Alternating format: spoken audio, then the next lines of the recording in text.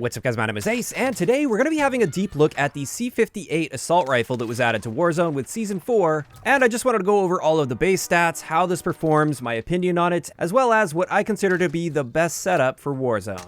And without further ado, let's hop right into it and start it off with our damage profile. In our maximum damage range, we deal 37 damage to the limbs, 40 damage to the lower torso, 44 damage to the upper torso, and then 59 damage to the head, but we'll get into headshots in a little bit.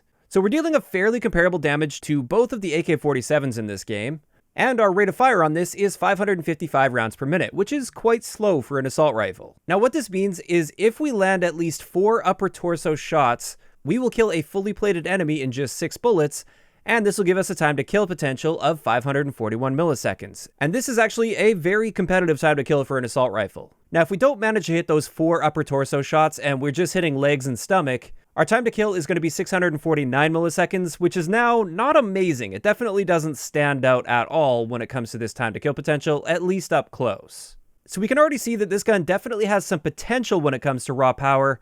However, if you aren't very precise with your shots, that will definitely hold you back. As for headshots, like I said, this deals 59 damage to the head, which is quite a bit of damage per headshot. And essentially what this means is if we combine 2 headshots mixed in with upper torso shots, our time to kill potential is 432 milliseconds, which is extremely fast. There are very few guns in the game that can compete with this. So for players that have good recoil control, good tracking, and are quite precise with their aim, this gun has a ton of power potential.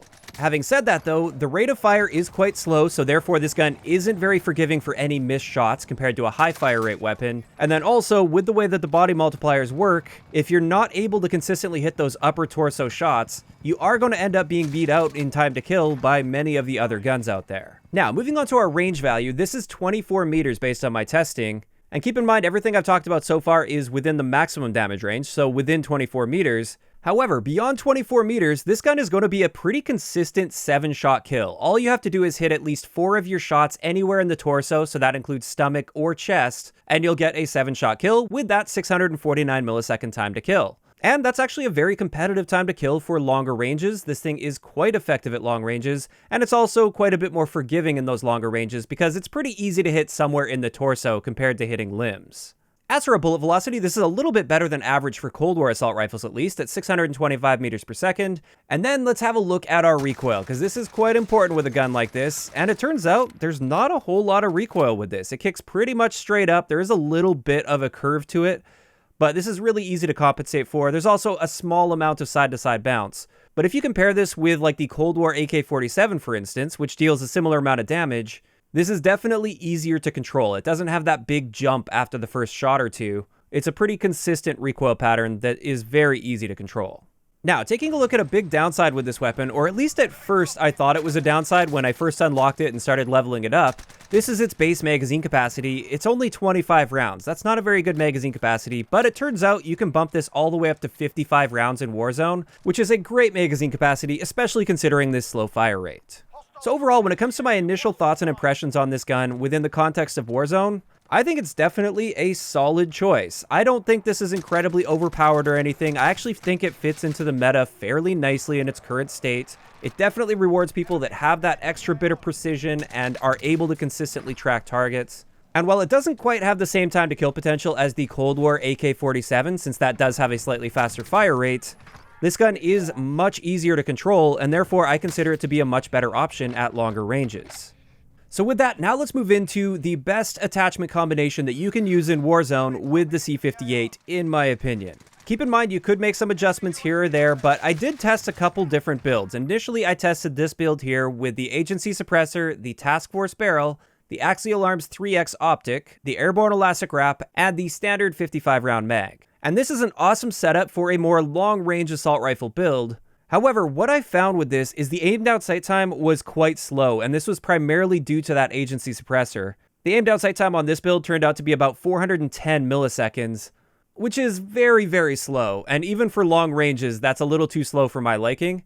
So the next build that I tested here was with the standard suppressor instead of the Agency, and I kept everything else exactly the same, and it turns out this will shave off 80 milliseconds to your aim down sight time, which is a huge difference. So our aim down sight time is now about 330 milliseconds, And with this, our bullet velocity is almost as fast as the previous build. We've definitely got more than enough bullet velocity here to be effective at long ranges at 1,054 meters per second. And then we also don't get the same sort of range potential as with the agency suppressor. Our new range with this is 27 meters compared to 35 with the previous build.